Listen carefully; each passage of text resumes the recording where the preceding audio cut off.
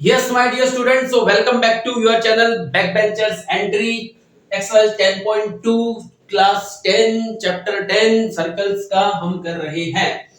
तो भाई जैसा कि आपको पता है एक्स्ट्रा क्वेश्चंस भी मिल जाएंगे। इसके कितने मिलेंगे?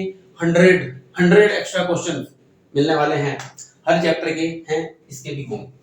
So from a point Q, the length of the tangent to a circle is 24 centimetre. तो माय डियर बच्चों, क्या है क्वेश्चन में आपको बोला फ्रॉम ए पॉइंट Q, मतलब एक पॉइंट है Q, वहां से फ्रॉम मतलब वहां से the length of the tangent to a circle, तो मतलब एक सर्कल बनाना पड़ेगा बेटा। ये मैंने बना दिया एक सर्कल। अब बोला यहाँ पे मान लो एक पॉइंट Q ले लिया। अब लेंथ ऑफ द टेंजेंट मतलब ये रहा हमारा टेंजेंट, ठीक है, ये रहा हमारा tangent. From a point Q, the length of the tangent to a circle is 24 centimetre. मतलब क्या हुआ बेटा कि इसकी जो लेंथ है वो हमको दे रखी है 24 सेंटीमीटर, ठीक है, वो हमको दे रखी है 24 centimetre. And the distance of Q from the centre, तो भाई सेंटर यहाँ कहीं होगा इसका, यहाँ से यहाँ तक का जो डिस्टेंस है वो कितना दिया है? 25 सेंटीमीटर दिया है, बराबर। तो भाई क्वेश्चन को पढ़ना है, डायग्राम ड्रॉ करना है, सॉल्व करना है। The radius of the circle, तो basically we need to find this distance, ठीक है। तो ये P है, ओ Q है, इसको P मान लो, इसको O मान लो, ठीक है। चलो अब ये क्वेश्चन अगर आपको समझ में नहीं आया तो क्या करोगे भाई? देखो लास्ट लाइन पढ़ने से आपको समझ में आ रहा है कि रेडियस निकालना है, बराबर। मतलब यहाँ पे आप ना 25 अज्यूम करोगे ना 24 अज्यूम करोगे, ना 24 अज्यूम करोगे ना 25 अज्यूम करोगे, राइट। इसको एज इट इज रखोगे। रीजन इज रेडियस निकालना है। इतना तो भाई यहाँ तक पहुंचे तो आपको इतना तो पता चलता है कि ये रेडियस होता है, बराबर। चलो फिर आपको ये भी पता है कि थ्योरम जो हमने पढ़ा था फर्स्ट, उसमें पढ़ा था कि 90 डिग्री बनाता है, बराबर। अभी 90 तो सामने से बड़ी होगी, तो 24 और 25 में कंफ्यूजन होगा तो आपको पता चल जाएगा कि भाई बड़ी साइड क्या होगी? 25, जो कि ये होगी 90 के सामने, बराबर, क्लियर। अब निकालना रेडियस है तो अब तो कुछ बचा ही नहीं भाई, इसमें लगा दो पाइथागोरस। तो आप बोलोगे बच्चों इन ट्रायंगल POQ, ये जो ट्रायंगल है POQ, इसमें आप लगाएंगे पाइथागोरस। तो पाइथागोरस लगाएंगे तो आप देख सकते हैं 90 है, इसके सामने वाली साइड हो गई हाइपोटेन्यूज। तो हाइपोटेन्यूज का square is equal to perpendicular का स्क्वायर प्लस बेस का स्क्वायर, ये पाइथागोरस होता है। तो हम लिखेंगे हाइपोटेन्यूज यानी OQ का square is equal to OP का स्क्वायर प्लस बेस यानी कि PQ का स्क्वायर। अब OQ कितना है भाई? 25, 25 का स्क्वायर। OP हमको निकालना है भाई OP स्क्वायर। PQ कितना है? 24, 24 का स्क्वायर। तो देयरफॉर मेरे प्यारे बच्चों आपको मिलेगा OP square is equal to 25 square already यहां पे पढ़ा था भाई, इसको मैंने कर लिया, ठीक है। ये एज इट इज, इसको इधर शिफ्ट कर दिया, आप समझे, बन गया -24 का स्क्वायर, समझे ना। अब इसको मैंने इधर भेज दिया, 25 तो ऑलरेडी था, ये आया तो -1। अब देखो बच्चों OP square is equal to 25 का स्क्वायर 625, ये होता है 576। इनको आप माइनस करेंगे तो OP स्क्वायर आपको मिलेगा तो 24 to 49। तो देयरफॉर OP चाहिए था ना आपको, तो बेटा OP कितना मिलेगा? 49 का रूट यानी कि 7 सेंटीमीटर है ना, सेंटीमीटर है तो सेंटीमीटर। तो therefore radius of the circle is 7 centimetre, यानी कि ये हो गया हमारा आंसर। और भाई क्लियर है? चलो नेक्स्ट क्वेश्चन है, बहुत ही सिंपल क्वेश्चन है बेटा। इन फिगर दे रखा है आपको। इफ TP एंड TQ, ये रहा TP, ध्यान से देखना जरा भाई, ये रहा TP है ना, ये पॉइंट T है, ये TP और ये रहा TQ are to tangent to a circle with centre O so that POQ दे रखा 110, देन PTQ निकालना है। Very easy. देखो मेरे प्यारे बच्चों, यहाँ पे ये जो फिगर है ना, कौन सा? PTQO, क्या ये एक पॉलीगन है? यस, लाइन सेगमेंट्स बना है 1 2 3 4, 4 लाइन सेगमेंट्स बना है, तो ये क्या बन गया? क्वाड्रिलेटरल बन गया, बराबर। तो भाई PTQA क्या है? तो लिख सकते हैं इन क्वाड्रिलेटरल, कौन सा? PTQO। भाई PTQ और POQ एक ही बात है। इस क्वाड्रिलेटर में क्या मैं ये बोल सकता हूं कि भाई 1 2 3 4 चार एंगल बन रहे हैं और इन चारों का सम 360 होता है। तो क्या मैं लिख सकता हूं बच्चों कि angle POQ plus angle OQT plus angle QTP plus angle TPO is equal to 360 degree 1 2 3 4। इसका रीजन है बेटा angle sum property. Angle sum property किसकी? क्वाड्रिलेटरल, बराबर। ये आप यहाँ पे रीजन लिख देना, बराबर। ओके बेटा, क्वाड्रिलेटरल। तो बेटा हियर POQ का जो वैल्यू है वो तुमको दे रखा है 110, यहाँ पे लिख दो 110। OQT अब हमको पता है बेटा भाई TQ एक टेंजेंट है ना, ये रहा TQ टेंजेंट। और ये OQ क्या है, रेडियस है। तो भाई टेंजेंट जो होता है रेडियस पे परपेंडिकुलर, सॉरी रेडियस परपेंडिकुलर होता है टेंजेंट पे, तो परपेंडिकुलर बोले तो 90, तो मैं लिख दूंगा इसको 90 प्लस QTP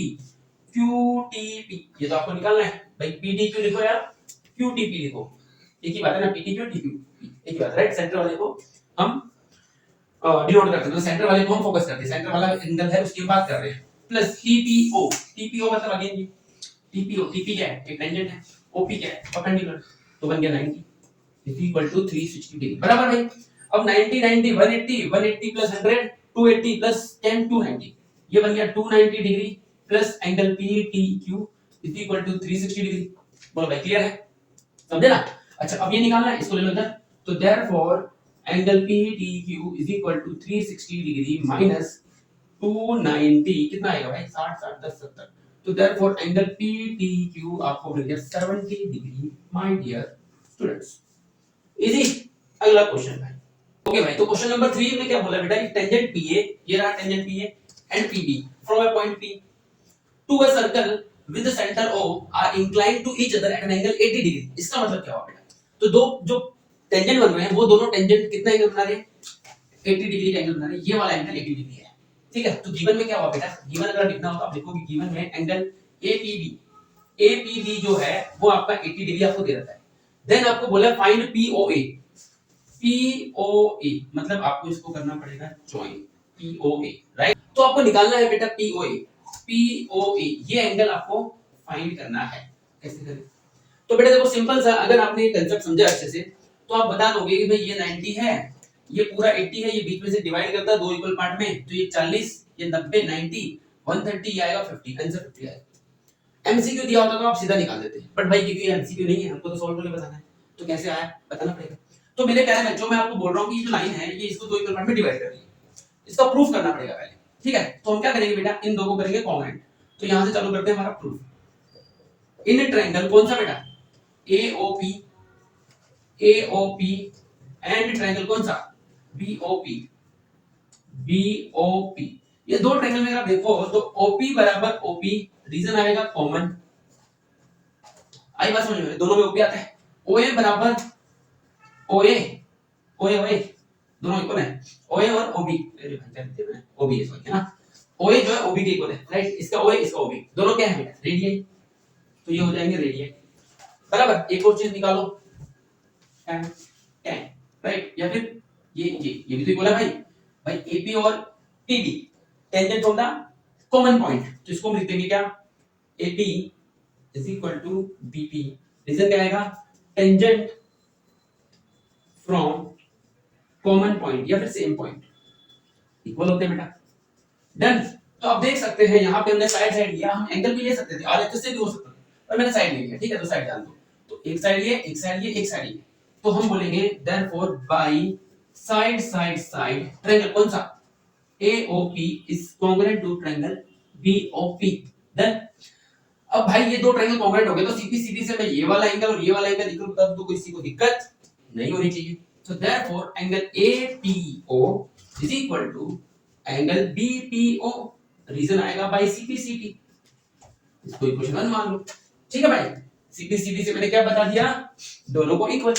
अब ये दोनों इक्वल है, इसका मतलब क्या हुआ, APB इसका डबल हुआ ना, तो हम लिख सकते हैं क्या, therefore angle APO is equal to half of angle APB and that is equal to 1/2 into 80 यानी कि 40, तो ये आ गया हमारा 40 डिग्री, देन बेटा चलिए भाई नेक्स्ट, नाउ इन ट्रायंगल कौन सा AOP right, in triangle AOP हम लिख सकते हैं क्या, angle A plus angle B plus angle O, या फिर पूरा लिखिए तो angle PAO plus angle AOP जो कि आपको निकालना है, कहां गया PAO TOA जो कि आपको निकालना है भाई, AOP को मैंने POA लिख दिया राइट, क्योंकि POA यहां पे POA या AOP एक ही बात है, and APO plus angle APO इनका सम कितना होगा भाई 180, reason angle sum property of a triangle. अब बेटा PAO कितना है 90 डिग्री प्लस POA कितना है, POA निकालना है, एंगल POA आपको निकालना है, प्लस एंगल APO कितना है, APO 40, तो यहां पे आ गया 40 इज इक्वल टू 180। अब बेटा 90 प्लस 40 कितना होता है 130 plus angle POA is equal to 180, तो देयरफॉर एंगल POA हो जाएगा हमारा 180 माइनस 130, तो therefore angle POA is equal to 180 minus 130 कितना होता है? 50 होता है भाई।